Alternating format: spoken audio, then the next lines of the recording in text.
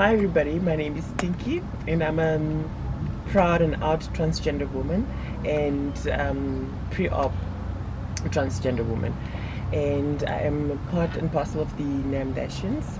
And yeah, in my free time I like to do a lot of activist work, just bring about change, advocacy, especially get the information out there that we're here and we love just like anybody else in the country. So the main purpose of this video is to bring awareness to the country that we do have members of the LGBQTI community and they're here to stay, like Tinky said. So now I want to ask and have a conversation with these ladies and just understand where they come from and how it came about. So Tinky, you said you identify as transgender. Can you kindly explain what that means, what that entails, and what pre-op, if that is not too off-limit, means? Okay.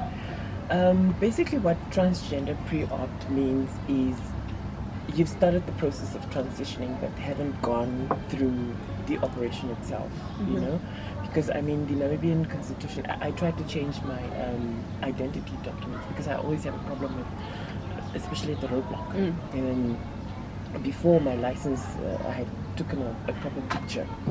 So it's just a lengthy and it's what's the word I'm looking for? It's daunting. So luckily, NATOS is open enough. You can literally take a picture within the being that you've chosen, or the gender that you've chosen. So it makes it way easier. And what was your other question again? What does it mean to be transgender? Okay. To be transgender, it basically means that you've transitioned from male to female, like for instance me. And some, not a lot of people, or not all trans women want to transgender fully, like going on hormones, having their breast done, or getting the operation, which is my last goal, or future lifelong plan. Yeah, so some trans women are happy with carrying beards around, wearing men's clothes. You just need to tap into what they're comfortable with being, pronounced as or called. Okay. So you identify yourself as a trans woman and your pronoun is she? Yes. Okay. When did you know that, no, I don't want to be a boy, I actually want to be a girl, I'm actually meant to be a girl? Yeah. Actually, when I first knew that I was different, is I was around about 8 years old, right?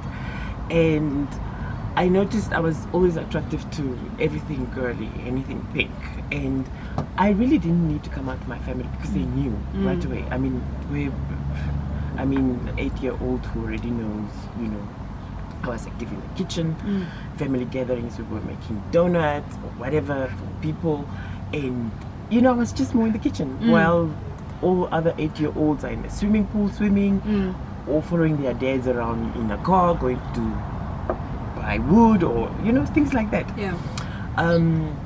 So yeah, only initially I've known ever since I was 8 years old. Okay. So you didn't have to come out?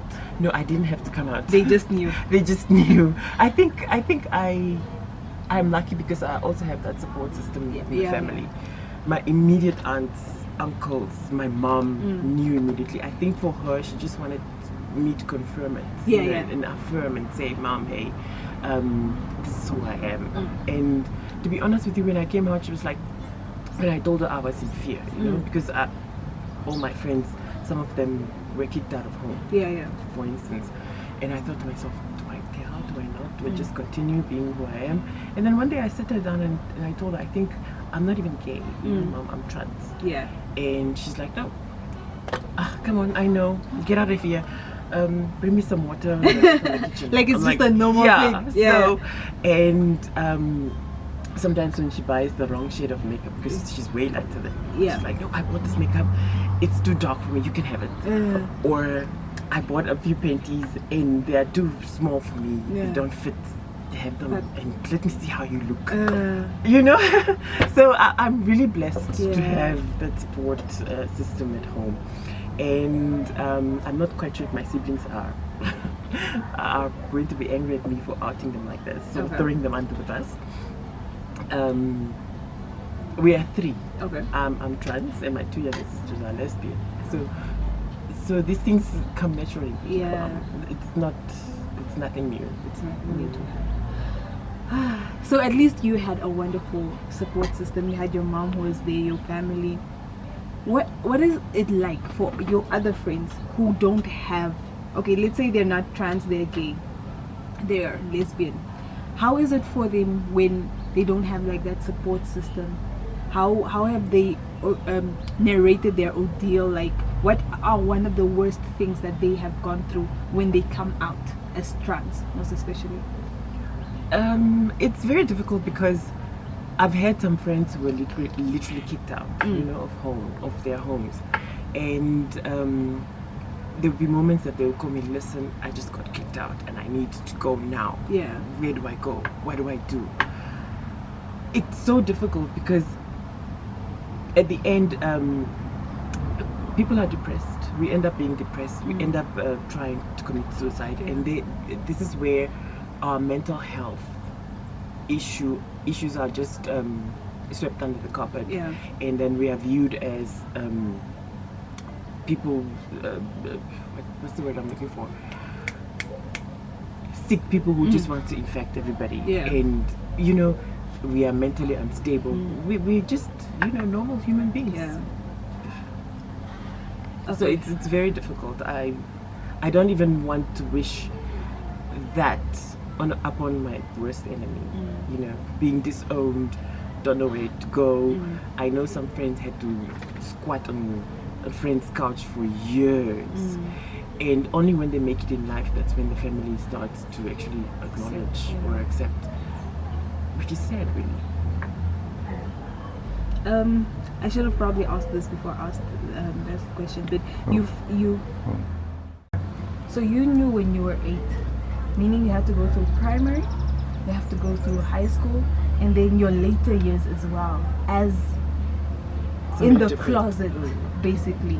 How is that for you? Because now you're basically a boy at that point. Yes. You did not yet start transitioning into my femininity or transsexualism. Yeah. Yes. So how was that for you, and like, how did that make you feel? Like, how was that on your mental health? Knowing this is not who I am, but then you have to stay in this because this is the school rule says I can't wear a skirt, even though I want to wear a skirt. I can't do this. I have to use this bathroom. How was that for you growing up? In my primary years, it was not that difficult because kids are kids. You could literally play with a group of girls and nobody would mind. Or it's because you don't really put your mind to it when you're that young, or when you're a teacher and then kids are playing together. I think all hell broke loose for me when I went to high school, and that's when I think we were 3 in the entire high school, and whenever we'd go to the males' bathroom, we would lock ourselves in and then have the rest of the students wait outside knocking. That created chaos as well. And or sometimes they'd kick us out. Get out, what do you want to see? Go, you can't be here, out.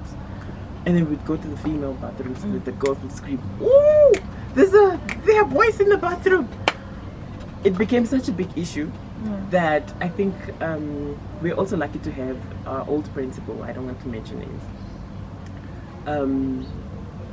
He actually allowed us to use the teacher's bathroom. Because I think he understood what we were going through as gay boys at school, because I started identifying as gay before I actually moved on to the umbrella term transgender, because I didn't even know it existed up until late high school. So there was always that thing of you're always being bullied, you're always being bashed, beaten, bullied, you name it. And to be honest with you, I wouldn't have been who I am today because of the things that I went through.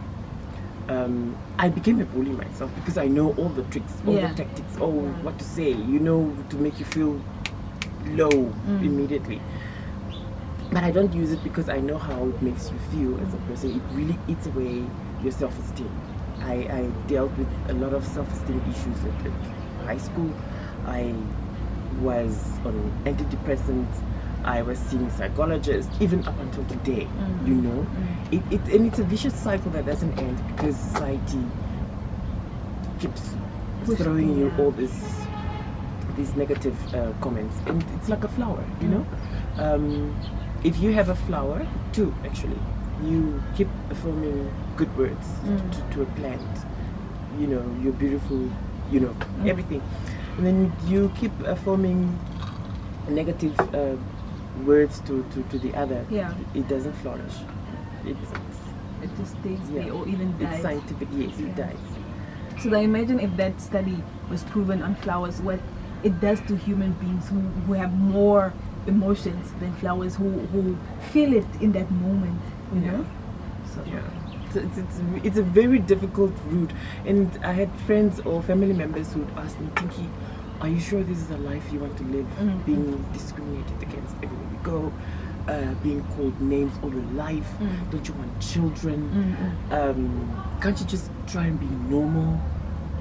But these things I always end up in a psychologist's consulting room, and I told myself I'm not paying any more psychologist fees, you know, because of people throwing me words, and even up until today, I just came to a point in my life where I'm not giving a damn. As long as you don't come physically touch me, pull my hair or whatever, I'm fine. But it's life. It depends how you. It all depends how you take it. Talking about pulling hair, have you ever been in a fight because somebody did something like that? Like pulled your hair or what? A lot of times, you know, a lot of times, especially at high school, you know, we were in fights every second week because we were trying to protect ourselves, and we were only 3 at school. And I remember sometimes, I remember sometimes the boys would wait for us at the gate. Yeah. There's the boys against the Morphis. Let's see who is the stronger sex. Or the you know. Just kids anyway. I'm sure we've all went through that. I'll come and beat you after school. After school, a second J. So, it's life, but sometimes you don't know. You just think, they'll get over it. It's fine. It's just a fight. It's not just a fight. It's my mental health as well. I mean, I go to the psychologist after that, and then you don't. You're Big fine. difference. You're sleeping. Yeah. Okay. So you've finished high school. You've now moved into your more older years. You're moving into the working environment. And you're realizing who you are, so you're identifying yourself and you're changing yourself, even though not operation-wise, but you're changing your looks, you're going on hormones, you're wearing skirts and dresses. How was that for you? What did that feel like for you? Firstly, it was really liberating to a certain degree, because I was finally aligning who I am from within to my exterior as well. Because often I looked into my mirror when I was sometimes when I take a bath, and what I see, I don't align with, or I don't identify with. But that's why I think I knew I was transgender, because gay men don't want to change their genitalia, but they don't want to move on to the next sex, which I do. And being in a professional environment has also not been an easy route for me, because I experienced a lot of resistance, like, for instance, we cannot consider that candidate for an executive position, for instance, because of the way they are. And that also puts a toll on my mental health, because I would beat myself up and think I'm not good enough, and I would suffer from anxiety, depression. I sometimes also still go on to my what's this? I'm trying to find the word. My antidepressants, And I remember begging my doctor to prescribe me some more, and he said, no, I'm not going to give you these tablets anymore. Find an outlet, find a hobby, go jogging, find friends, you know, sign up with yoga or whatever, but I'm not giving them to you, you know. And it also boils down to how mentally strong one is, because I'm sure if I was not as mentally strong as I am today, I think I would have you know, taken my life, because I definitely thought about it a number of times. And not only now in my adult life, but also when I was growing up. You know, imagine an 11-year-old Googling ways to kill yourself, or having thoughts and feeling guilty about it. Because I remember at some point I was thinking about it, and I thought to myself, how can you take your life without making your family feel so bad? You know, should I drink tablets? Should I OD? Should I take a rope? Should I jump in front of a moving vehicle? Should I drown myself? You know, and these are things that I've been struggling throughout my entire childhood, adolescent, and up until my adult life, you know. And it's not easy, and people think mental health issues only affect white people. It's a blatant lie, you know. And our black communities need to take cognizance of the fact that mental health issues affect everybody, you know. And they'll think, no,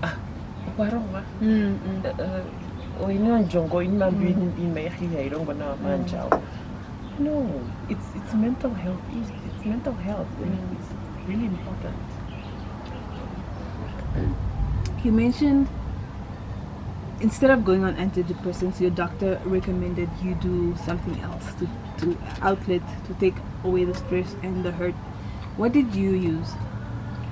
I decided to see a psychologist to continue, you know, because like I said before, psychologists are very expensive, and you only get what five consultations per year. And to be honest with you, I believe 5 consultations per year are not enough. Literally. Yeah. And sometimes you also fall back to your support system, because if it's non-existent, if a psychologist isn't there, where do you fall to? Your support system, obviously. And like I said, my 2 younger sisters are lesbian as well, so we support each other. I mean, we still live together up until this day. And my friends ask me, how do you get it right to live with your sisters? They are all I have. Yeah. You know, my friends would ditch me any time of the day, but never them. Never your siblings. Yeah. So it's just how it is. Support, a lot of it. Okay, let's say somebody doesn't have all the support. What sports maybe would you recommend for them? I think jogging, because I also jog sometimes. You know, when I going through so many thoughts, I would literally just take my running shoes and go running. And there's a time I also used to sleep a lot, and sleeping a lot is also a sign of depression. And that also means sleepless nights. Insomnia is also a form of depression. And I used to think, but I mean, sleep helps me a lot, because when I'm going through the most thoughts, whatever, I go to bed. It's my way of timing out or forgetting. And I noticed that the LGBTIQ plus community, or everybody under the umbrella term, does have substance abuse to a certain degree, and we are viewed as party people. But that's not really the case. We just want to hit the parties that have liquor and then drink our sorrows away, and you know, we forget for a moment, and then once you sober up, it's the same. It's the cycle. And substance abuse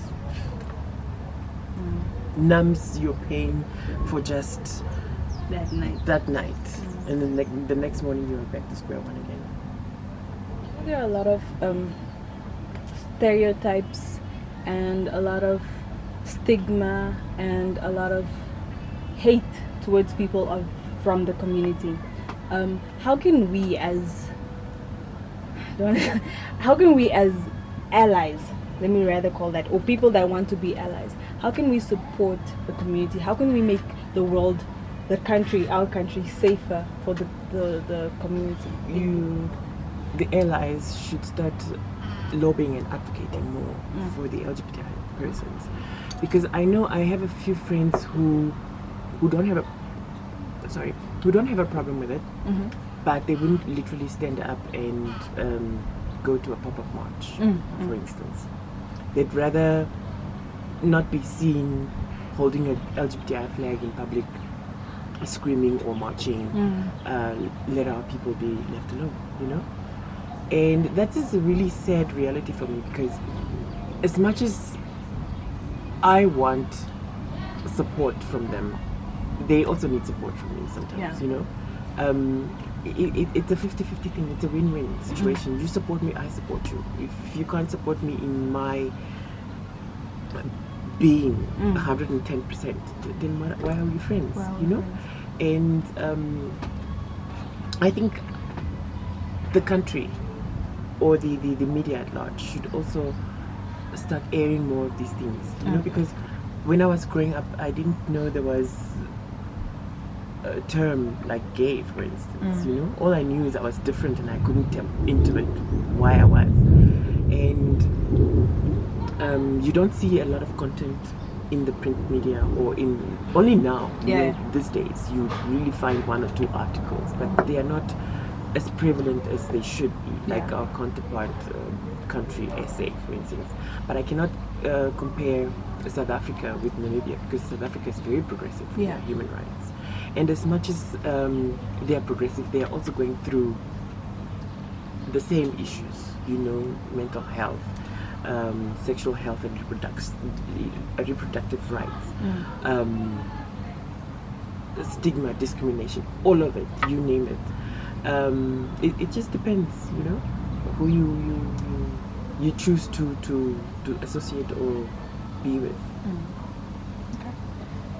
Maybe to close off, you've spoken about your journey, how it started, so you've been, since you started at a young age, you've been at it. So maybe you have advice for somebody who is confused, somebody who is in a place where they feel like this is not me, somebody who feels attracted to the opposite sex but doesn't know how to, somebody who is just needing advice, you know. What advice would you give to somebody like that? You are not alone. There is support out there. You just need to tap into it. It's readily available these days. You can't go wrong with the internet. There are counselors at school, church, you name it. If you are afraid your people will kick you out, for instance, for being who you are, then look at other means, you know, holiday, what's this, au pair, you know, apply, go abroad for a while, see how people live abroad, because I've also had the opportunity to travel the world, and I've seen how other nations live, you know, and as much as they also are going through the same issues we are, safety and security is top notch, you know. I know safety and security is also of high standard here in Namibia, because I mean, we are very liberated. It's just, you just need to tap into your surroundings and read a lot. And like I said, there's Childline Lifeline. It's just a phone call away, and it's toll free. Hello. And support. It's all around you. You just need to find it. Okay. Any concluding remarks, Tinky? I just want to say, enjoy the journey. It is definitely a journey, and you only live once. And if you can't choose to live life to the fullest as the being that you are, then it's a life wasted. You know. You heard it here first on my channel. Thank you so much for your time, Tinky. You're welcome. Peace.